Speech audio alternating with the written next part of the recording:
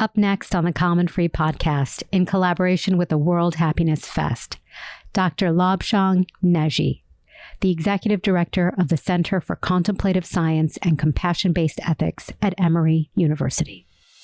Compassion is a necessity today because at the heart of the compassion, it has to do with a sense of meaningful connection, a warm-hearted, tender connection with each other. You're listening to the Common Free podcast with your host, Pooja Model. In this podcast, we deliver timeless wisdom to help you calmly pursue your greatest self and a life of meaning in an ever-changing, fast-paced world. Welcome to the Calm and Free podcast. Our guest today is Dr. Lobsang Negi, the co-founder and executive director of the Center for Contemplative Science and Compassion-Based Ethics at Emory University.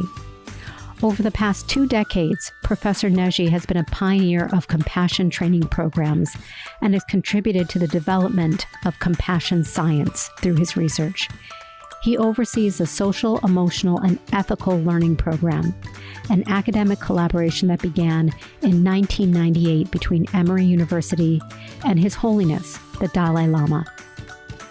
Dr. Negi shares how compassion is linked to safety, and that at the heart of compassion is a sense of meaningful, tender connection with each other, which creates a sense of security and trust, happiness and love, unmet needs in today's fast-moving world. If you've been enjoying these episodes, please text today's episode to a friend and tell them to subscribe. And please consider attending the World Happiness Fest, taking place virtually and in person in Spain, starting March 17th, where you will be joined by thousands of others who are realizing the future of happiness. Visit their website at worldhappiness.foundation. And I want to start by, you began this journey a long time ago. You were born in a small kingdom in the Himalayas, and at the age of 14, His Holiness, the Dalai Lama, under his direction, asked for you to go to a monastery in India. And since then, your work has been an extension of His Holiness, his teachings, and his ideas. And I want to read you a quote from him. "Compassion is a necessity, not a luxury. Humanity cannot survive without it." How profound. And you know, there's this idea that meditation and Buddhism, those two are very clearly linked in Western culture, which is more of a Zen Buddhist tradition. The Tibetan Buddhist tradition has a lot to do with this idea of compassion. So I want to start by having you tell us perhaps the history behind why compassion is a main focus for His Holiness. Thank you, Poojaji, for having me. And it's such an honor to have this conversation. As you quoted His Holiness by saying that compassion is a necessity, not a luxury, without which humanity cannot survive. It truly is the case, that it has become very clear that as social beings, we are social beings. We live in the group. We have to work together, and particularly as our world today has become, even smaller, that we occupy spaces with multiple backgrounds, the racial backgrounds, religious background, socioeconomic backgrounds, and like that.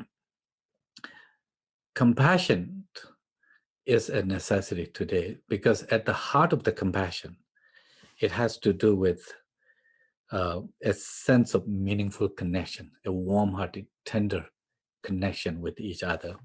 And that sense of connection is so crucial for us because it is that warm-hearted connection that provides us a sense of safety, sense of security. If we are around the people where we feel a certain sense of connection and warmth, it's that warm-hearted feeling towards each other that also is at the heart of cooperation. We respond to others' needs. We see their needs differently. If there are someone that we feel tenderly, we feel with certain warm-hearted feeling, it promotes our cooperation, through which it promotes trust. And these are very fundamental values that we need in our society today, because we're seeing that modern world that we live in, despite tremendous progress that we have made in the material world,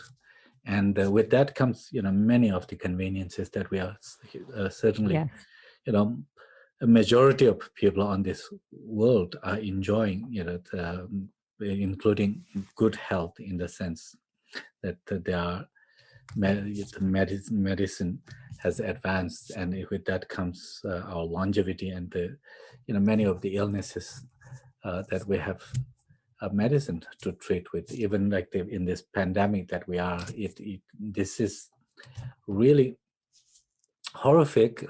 Imagine that if this happened 200, 300 years ago, but if the mobility that we have today, was there, and if the population is as large as today, you can imagine that how much, more lethal and how much more devastation that this would have created. But because of the science and the technology, the vaccine that has been created quite quickly, and with that, many of the people's lives are saved. Certainly, it's still continuing, but you can see that despite the tremendous progress that we have made in the material world and in the technology and the material world, as human beings, our emotional well-being, our sense of well-being, our sense of flourishing, it hasn't Changed. increased. It hasn't kind of gone together with that material progress. If anything, that we are seeing much more increase in mental health issues, and so we have to ask, what is missing. I think the answer is that we have neglected these inner human values, the very human element, while we focus on the external development, which is important, but have neglected the inner development. And now, thanks to many people, including His Holiness the Dalai Lama, who has for last 30, 40 years, has really kind of devoted his life to promote basic human values like kindness, compassion, that how to understand our emotional life, what tools are there to enhance emotional well-being, and and thereby our not only personal health, but our social well-being, our interaction with others. So compassion is a very important element in that, not only compassion towards others, but compassion for ourselves as well. Yes. There's a lot of the people today, particularly in the advanced, world, more materially advanced culture, and particularly in the high achieving population, you see that a lot of people struggle with sense of inadequacies, self-blame, self-criticism, Yes. and it takes a toll on people. So compassion for ourselves and compassion for others, for our personal well-being, but also our interpersonal well-being. I think the compassion is so important. Yes, I love your insight about the self inadequacy, this idea that we don't feel like we're enough. I talk about it in terms of self-worth, chasing this idea that the more material wealth, reputational success, influence we obtain, then we will feel full. But the idea really is that we should be full as we are. Exactly. I think it comes down to our sense of fulfillment, happiness, satisfaction. This is an internal, it has to do with our internal worldview perspectives. So the seeking happiness just solely on external achievement will have its limitations, because first of all, when we seek the inner sense of fulfillment and happiness in the external material accomplishments, or the fame and the name and so forth, without a certain degree of inner contentment, the goalpost will keep kind of moving, Yes. and then no matter how much we accomplish, we will, if we compare with others, and then all our expectations, goals are unrealistic, then we will always feel that we are falling short, and that is what creates an inner frustration, if will,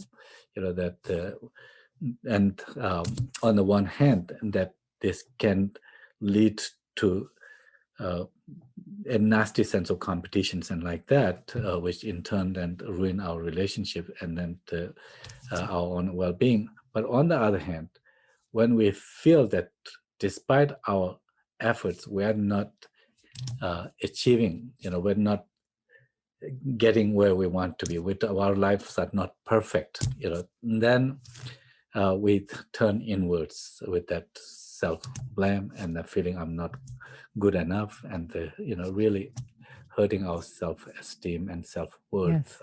And that's why I think that the self-compassion is an inner work, that if we see the worth in our being human, that nobody is perfect. But we are not exception to that. But at the same time, we're not only mistakes or the certain failure. Life is much more than a few mistakes and failure. There's so much to appreciate in life. It reminds me of a conversation that His Holiness the Dalai Lama had with Dr. Aaron Beck, the father or the founder of cognitive behavioral psychology. In that conversation, Dr. Aaron Beck,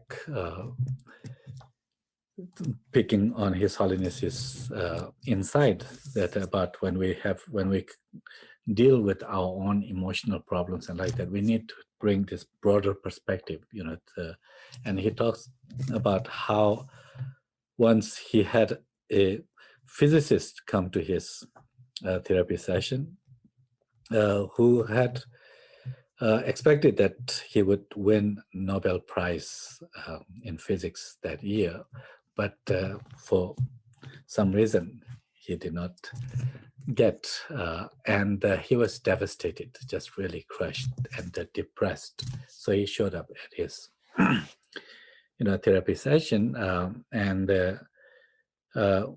Aaron Beck talks about how when he asked him how important this Nobel Prize for you was, and he said that it was 100% important, that it was 100%. That's all that mattered in that sense. You can imagine that if something is 100% important and where you don't have that, then you would feel a loser. Yeah. In that emotional state, as it's kind of the vision narrows, then what is left is that I'm a failure. I'm not Yes. no good. I'm a failure. That we reduce ourselves to a failure. That it's some shortcoming. But Dr. Beck, with his brilliant skills, he asked him that, what else, you have in life, how important is your wife? And then as he, thinks about, then he realized that, yeah, she's important. I mean, the 20%, he says that, what about your children? Do you have any children? He says that I have 3 children. How important are they? At first he said 40%, but then he thinks a little bit more. And he realizes that, how precious they are, that here is a moment to spend time to be with them. And he realizes that they are actually 85% or 80 or 85% important and like that. And Dr. Beck says that he left that session with no more being depressed, because his life, he saw his life is more than what he did not get. There's so much in life. So making visible what we have, things that we Yes. appreciate, our strengths and the things that are going well, we can't,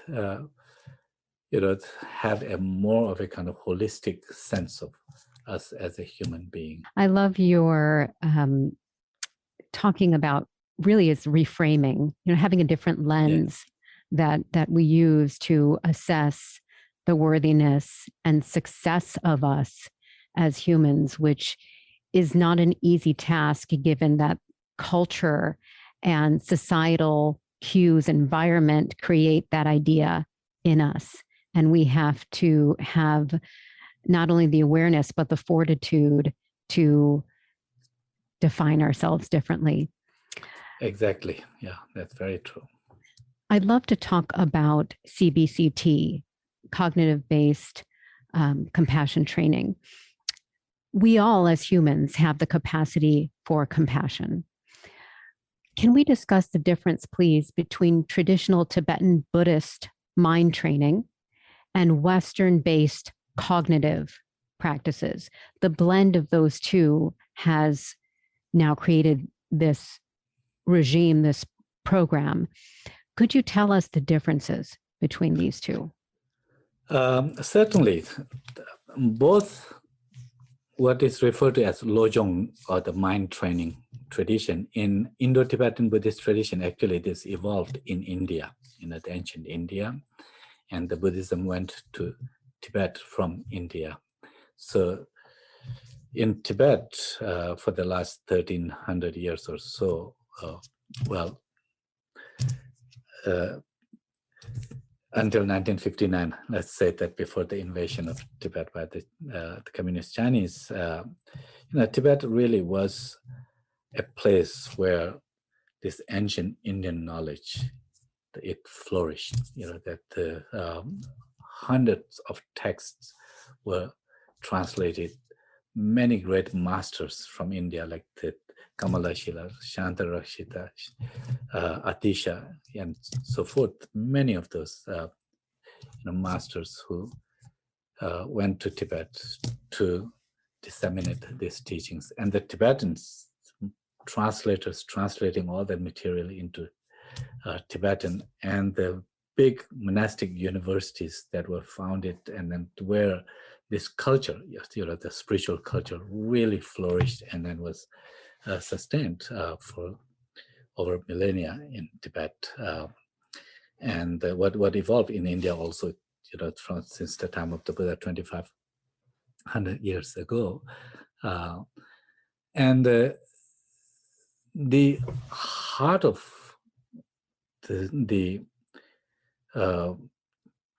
Lojong, or that is mind training, it has to do with understanding our mind and emotions, and how to transform those aspects of our mind, emotions that are unhealthy, that can be detrimental. Of course, all the emotions have their place in our evolution, in our well-being, to fear, anger, sadness, and so forth.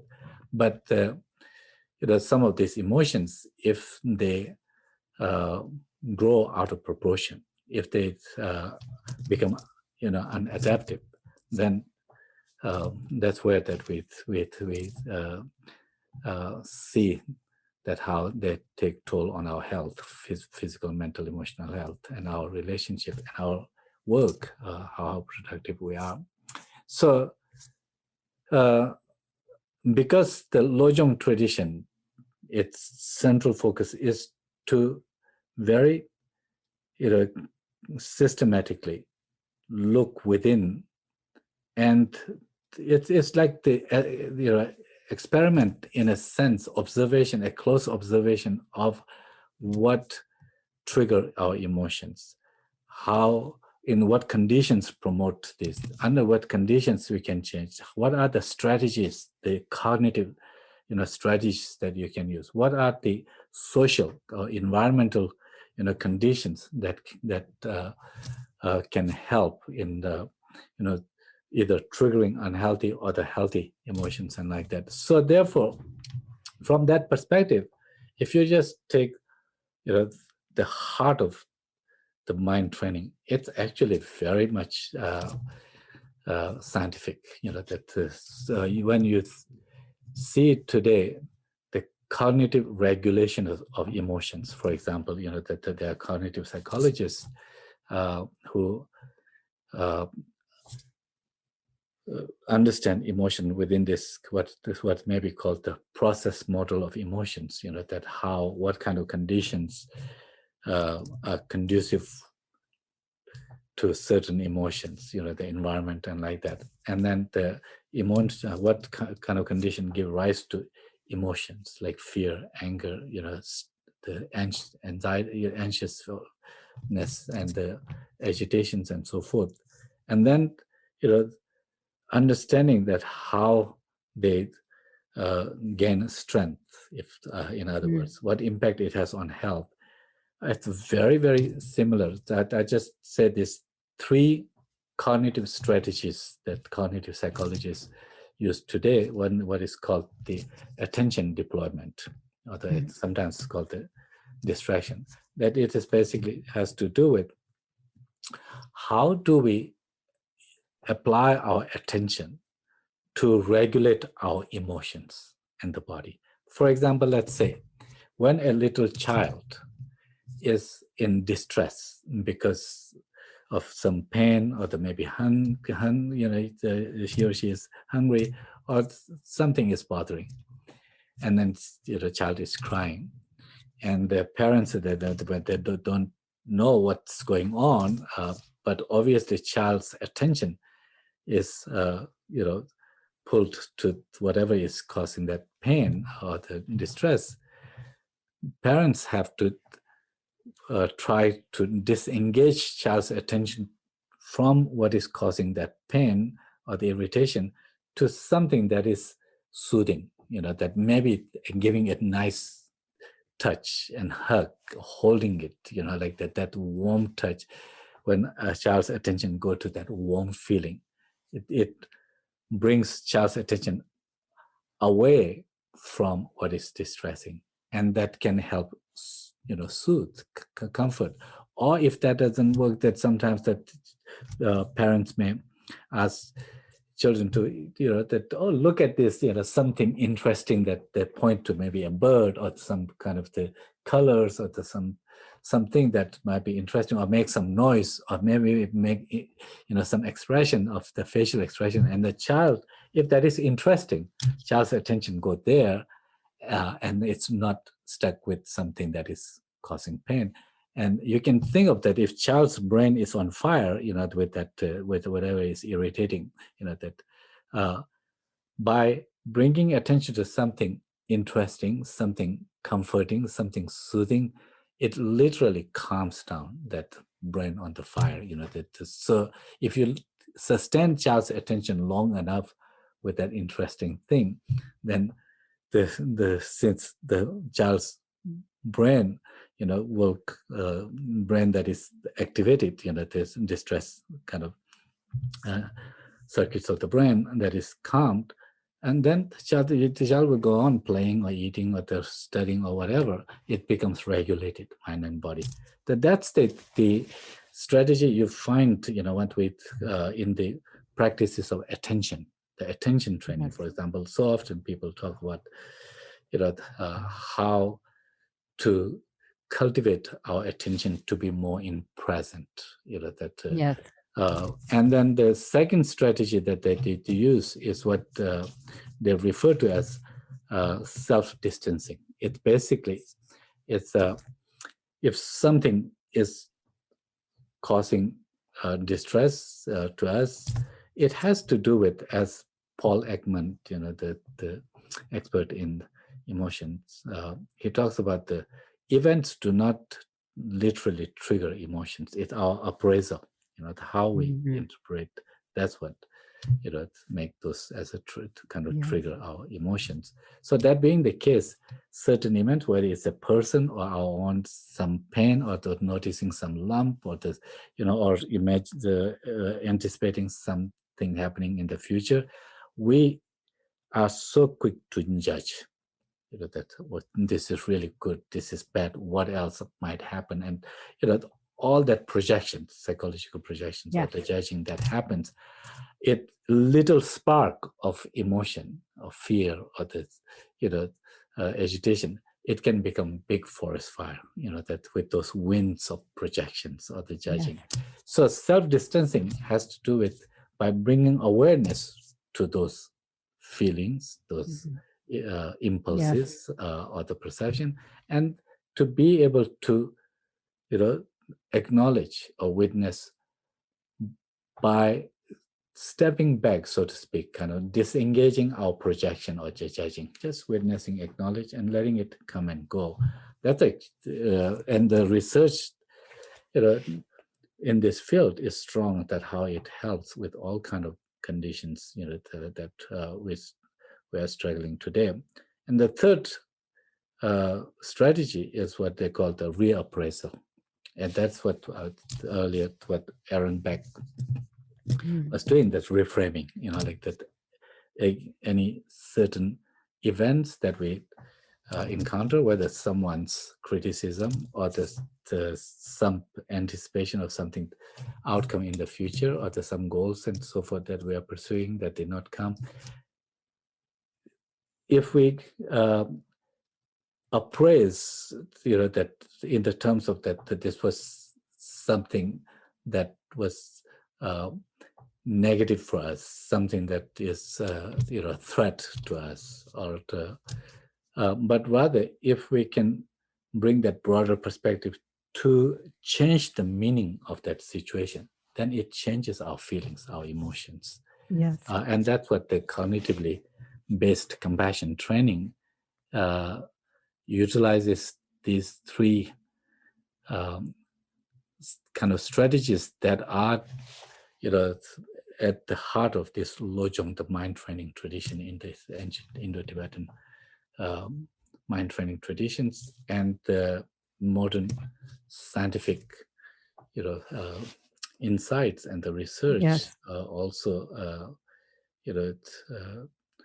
show that how our mind works. So in that sense, these strategies, both in Buddhism and science, just basically kind of paying attention, observing and understanding from observation. You brought up a word, safety.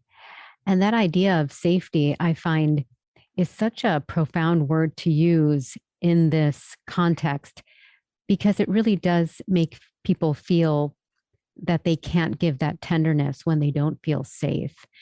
And in a world that we live in today that is very competitive, as you talked about, where we're more disconnected than we should be, it's hard to extend tenderness and softness and love and warmth when we ourselves don't feel safe. So the practices that we're talking about, all of this is in hope of creating more of that idea intellectually. My last question that I'd like to talk about is, again, alluding back to our discussion about the material gains we've made in humanity, but at the expense of an education that has to do with the heart. We've been very directed and focused towards an education of the mind to help us obtain these material needs and wants at the neglect of education of the heart. And His Holiness has asked for a spiritual revolution, the promotion of basic human values and an education of the heart. And this has become C learning, a universal non-sectarian approach to a whole child education. And I love this. I love that it's an extension of traditional social emotional learning, which my own kids have in their school. Wonderful. And this is, yes, and I put them in this school because of that. I feel like this is the most important foundation for education for K through 12 in our time. Anyone can learn math, anyone can learn to read, but how do we solidify this ability to connect and interact with each other in kindness, in empathy and compassion? I'd love for you to share what you're doing with C learning and what your hope is for it. Thank you for that, the opportunity to say a little bit about the C learning. And you're right, His Holiness the Dalai Lama, he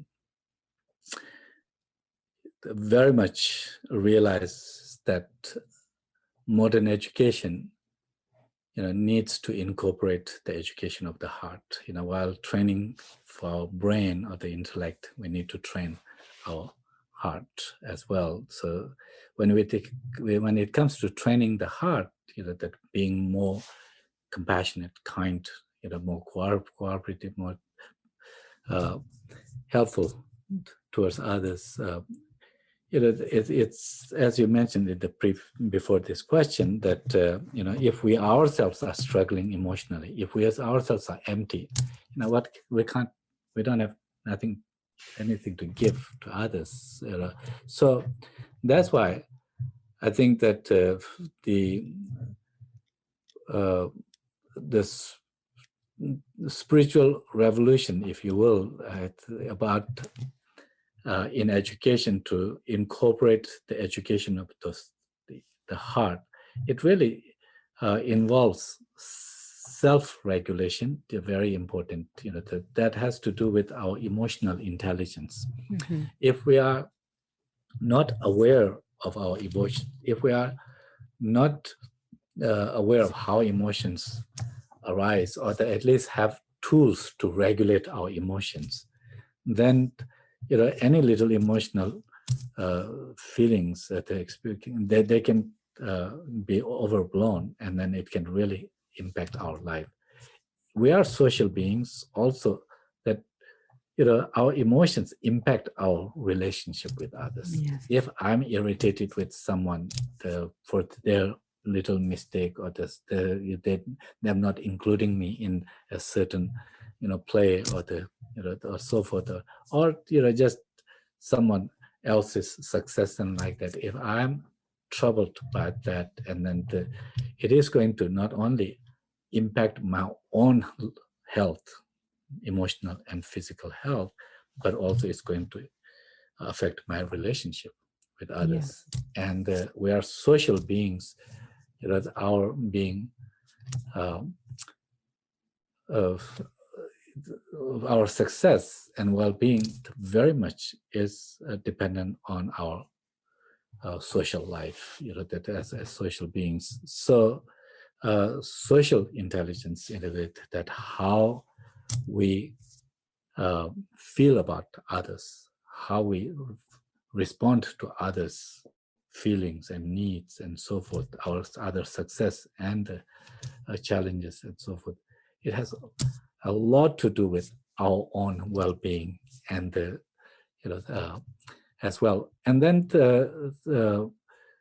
thirdly, how we respond to situations in life, whether people or other people. When it comes to ethics, it has to do with how we react or respond to people, to situations, like that. Are certain of our physical, verbal, or even kind of attitudinal attitudes and like that are such that they kind of complicate our relationship with others, or what kind of behavior, what kind of actions would actually create more of harmony and understanding and peace and like that. So it goes right into that. We may think of this as decision making. How do we respond? Like ethical, discernment. Ethical kind of competency has to do with how do we respond. So social, emotional, and ethical learning is like the CBCT. It takes a comprehensive approach to promoting the well-being at the personal level, by extension around, oneself in that interpersonal level, and then towards also the larger community or the world, because we are part of the human community. So in that lens of interdependence, when it connects with us with a larger number of beings, then promoting that sense of connection and warmth, that obviously their well-being would be important, their struggles will matter. So therefore, how do we engage in ways that at least we are not contributing to the problem, or if possible, contributing to the solution, like that. So let's take, for example, global warming. If I am so lost with my own emotional struggle, I'm not going to have the bandwidth to really see others, their needs and so forth. So I need to regulate my emotions, that self-regulation, that regulating my, emotions becomes the important, but what Daniel Goleman calls the inner focus, bringing kind of the focus on our personal emotional feelings, and then to learning how to regulate them. With that, then comes this other focus, that when I am, as you mentioned earlier, that how the sense of safety, security is so important, that we are living beings, any living being, for us, life is precious. To live, we want to live a day longer, and like that. When it is threatened, that's where that our vision, shrinks. That self-absorption, that when it narrows. So when we feel a certain sense of safety, security, then we can explore. We don't shrink in a corner, a psychological corner, but rather with that openness. There's a creativity, there's the curiosity, and there's seeing others. A child can learn better, can explore surrounding better, and that's interact with others and see others' needs and so forth. So that's where the other focus has to, if we are somewhat regulated, our bodies and minds, and feel safer, we have much better opportunity to see other needs and then have the meaningful interaction. Now, if I am able to establish that a meaningful connection with a larger number of people, whether they are like me or not, by seeing that they are on a deeper level, we are all similar, that wanting to be happy, to be free from something. And then interdependence, that seeing that interdependence, if my sense of tenderness, warmth, connection with larger number of beings, if that unfolds, then their struggles will matter to me. Their well-being will be important for me. So therefore, one of the ways that you can see that how, at a kind of communal or the global level, you can see that my actions of, let's say, what I eat, what my own consumption of whether clothing or the food or the whatever, how it is impacting on the environment, and therefore impacting the very people that I love. I feel close, I feel tenderly. So protecting the environment becomes important because of your tenderness towards the sentient beings, the living beings. So there you can see that, through cultivating these inner competencies, we can really help ourselves, our children, become much more complete, that human beings, more well-rounded, that greater emotional skills. Otherwise, you can really excel in certain kind of technical education, whether it's math or science and like that. But then when you have to work with the people, that let's say that you end up as a president of a company, and as a president of the company, that I'm struggling with my own kind of emotional issues, so and I will not I'm not able to pay attention to my colleagues and the employees, and they see their needs and they attend to them. Then that my all my kind of technical knowledge may not be able to to give me a sense of flourishing, but also it would not be able to sustain that work. That if if everybody around you don't trust you, that don't really feel close to you, and then you yourself will end up feeling very isolated, like that sense of kind of isolation driving to the loneliness, and the and it can easily burn you out. So you see that sea learning, by bringing the very kind of inner tools in the education, these competencies, the technical knowledge, math, science, literature, medicine, whatever we do, business, if we are coming from a healthier, emotionally healthier place, emotionally more, healthy connection with others, emotion, and also with the greater this systems thinking, the greater awareness of a greater ability to see from the broader perspective, then our knowledge, our education, the technical tools that we have, we can really use it to the better use, and not only find satisfaction and fulfilling for ourselves, but we can most importantly make a difference to, in the world that we live for others. So it's I think that sense of making a difference, again, it's so deep in us as mammals, as human beings. We deeply feel rewarded, when we can make a difference, even in one person.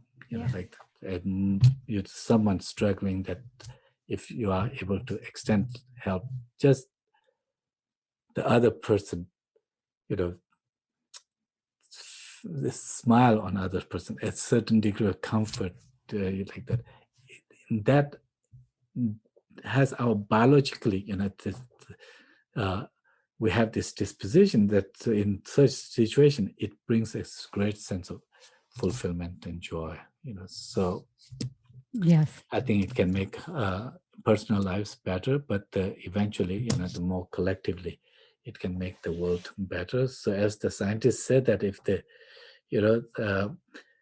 the conditions remain, if we don't end up destroying raising the global warming and all the killing ourselves and wiping this earth, can sustain life for another billion years. It's a long time, so we have to pay attention to what kind of future beings that we will be. Yes.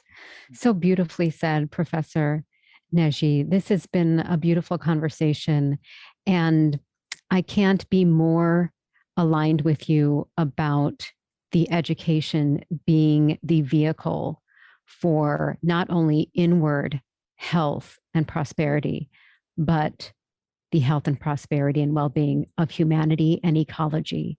It really starts with this education of the heart, and C is a brilliant start to this. And I hope to see it evolve, grow, and be implemented in schools across this country and in other countries around the world. It's a necessary part of education. Thank you so much for ushering it and leading it. Thank you so much for this opportunity to share. And this is exactly, you are right. His Holiness the Dalai Lama's dream is that one day the education of the heart will become, as the compulsory subject as math and the literature. Yes. Hope you enjoyed that episode, and you can learn more about Dr. Negi and the C program by visiting compassion.emory.edu and following Dr. Negi on LinkedIn. In partnership with the World Happiness Festival, we'd like you to consider being a part of a global community of leaders, institutions, and individuals just like you working to realize 10 billion happy people by the year 2050. What are the barriers to happiness? How do we heal? How do we maximize our potential? How do we remember who we are? How can we be of service to the world? Join the World Happiness Fest, the largest forum of happiness and well-being in the world. Visit us at www.worldhappiness.foundation. We are realizing a world with freedom, consciousness, and happiness for all. Wishing you all a wonderful week ahead. Next up, we'll be talking to Australian-based scientist Dr. Andrew Harmon and author and speaker Agapi Stasinopoulos, author of the new book, Speaking with Spirit. Thanks to Charlene at GoTo Productions and Jessica Panion for art design. And please share this episode with someone you love.